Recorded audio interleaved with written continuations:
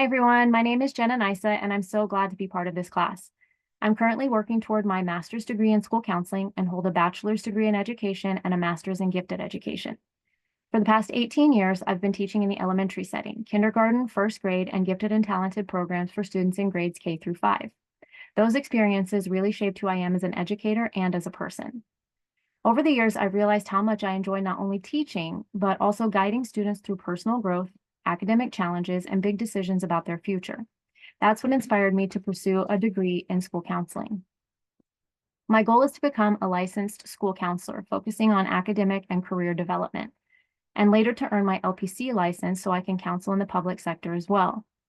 I'm passionate about helping students recognize their strengths, understand their values, and make informed choices about their lives.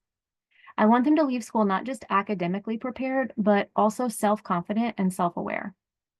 When I think back to my own educational journey, I realize I didn't have much formal career guidance in high school or college. Most of my big decisions came from intuition or from informal advice from my parents and mentors rather than from structured counseling. Looking at the National Career Development Association's career counselor competencies, 2 areas stand out where I could have really benefited from professional guidance. The first is assessment and career information resources. I never had access to tools that help students explore their interests, values, and skills. If I had, I think it might have given me more direction early on. The second is ethical and culturally competent practice. No one ever discussed how my background, family expectations, or culture might influence my career choices, and that's something I now see is essential. Those gaps in my own experience have motivated me to become a counselor who provides inclusive, data-informed, and culturally aware support to my future students. Now let's talk about jobs, because we've all had a few that stand out. My worst job was working in fast food during college. The environment was fast-paced, repetitive, and left little room for creativity or genuine human connection. On the other hand, my best job has been as a gifted and talented educator. I love helping students develop critical thinking and problem-solving skills. It's meaningful work that fits perfectly with who I am. These experiences really reflect Frank Parsons' trait factor theory, which says that satisfaction comes from matching your personal traits, your interests, abilities, and values with the right occupation.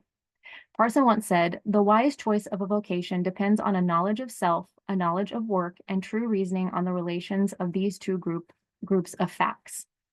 My fast food job was clearly a mismatch. No fulfillment, no connection. But teaching? That's the right fit. It gives me purpose and joy every day.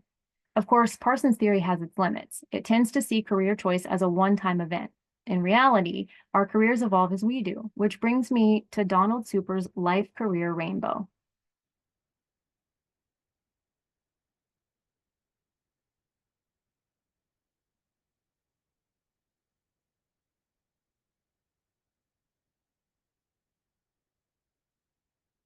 For this module, I completed Super's Life Career Rainbow, which maps out the different life roles we play and how they change over time. Here's what my results showed. From 0 to 18, I fell into the child category. From ages 5 to 45, a student. Ages 25 to 75, I hope to make it to 75, a leisurite. Ages 18 to 70, a citizen. Ages 18 to 65, a worker.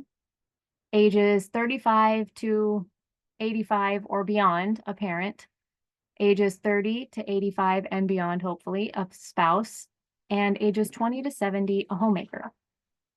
According to Donald Super's lifespan life space theory, we all move through multiple roles at once, and their importance shifts across life stages.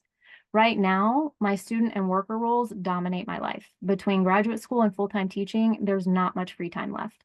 My citizen and leisurite roles still exist, but they often take a backseat. Ideally, I'd like more balance, more time for family, leisure, and personal well-being, while still continuing to grow professionally. Over the next few years, my goals are to finish my degree and earn licensure, transition into counseling, and find a position that values work-life balance and emotional wellness. Of course, achieving that balance isn't easy. Between work, grad school, and family responsibilities, it can feel like there aren't enough hours in the day. Financial commitments add extra pressure too. But I'm learning to set clear boundaries, to separate work, study, and personal time, and to make self-care and family time priorities instead of afterthoughts. super emphasized that career development is a lifelong process of implementing our self-concept as our roles evolve. That idea really resonates with me because balance isn't something you achieve once. It's something you continuously adjust as your life changes. Thanks so much for listening to my story and my reflections. I'm really looking forward to getting to know all of you, hearing about your journeys, and learning together throughout this course. I'll see you guys in the discussions.